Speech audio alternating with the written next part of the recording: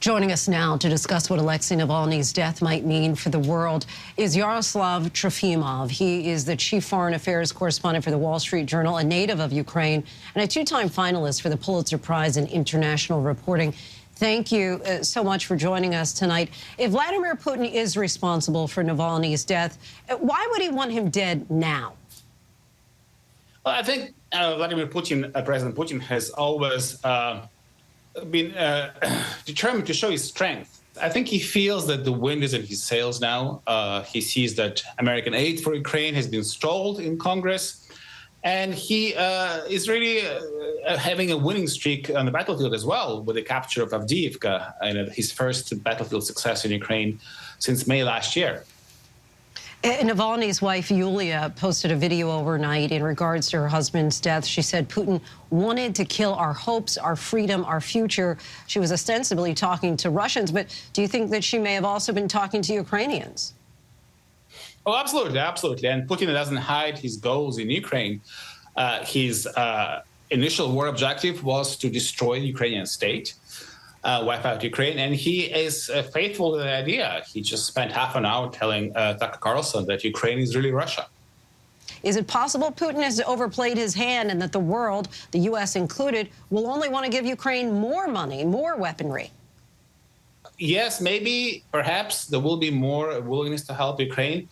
But we have already seen that President Trump, for example, former President Trump, really didn't criticize Putin for killing Navalny. And in fact, he tried to portray himself as some sort of American version of Navalny, unfairly persecuted by the American government. And I'm talking about the fringes of the Republicans in the House of Representatives. I am curious what you make of that comparison of Donald Trump likening himself to Navalny. Well, I think the U.S. is a democracy and Russia is not. And that's kind of the basis for all comparisons here. Navalny was first poisoned and then thrown to prison by an authoritarian regime that doesn't tolerate any dissent and invades other countries. I think it's just ludicrous to compare that to what's going on in the U.S. You've spent many months in Ukraine covering the war since its earliest days, and the title of your latest book, Our Enemies Will Vanish, is actually a line from the Ukrainian national anthem. Why is that line historically significant for Ukrainians?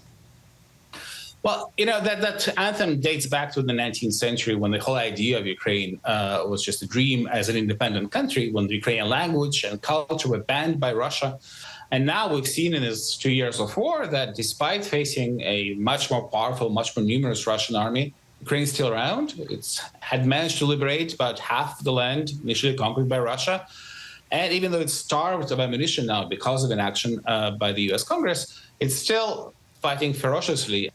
We are now almost at the 2-year mark since Russia started this war. Is there any chance, given the loss of hope that Navalny's death brings, and given that some Ukrainian cities like Avdiivka are falling back into Russian hands, that President Zelensky might agree to a negotiated settlement to try to end the war? Well, I think the question is, does Russia seek a settlement? And we've seen statements by Russian officials that suggest that the only settlement they can accept is taking over all of Ukraine.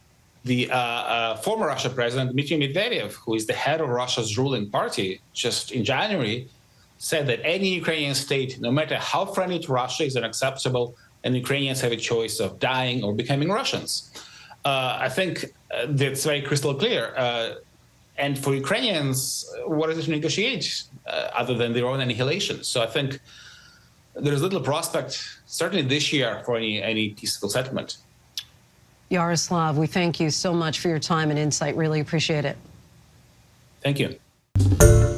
Hi, everyone. George Stephanopoulos here. Thanks for checking out the ABC News YouTube channel. If you'd like to get more videos, show highlights, and watch live event coverage, click on the right over here to subscribe to our channel. And don't forget to download the ABC News app for breaking news alerts. Thanks for watching.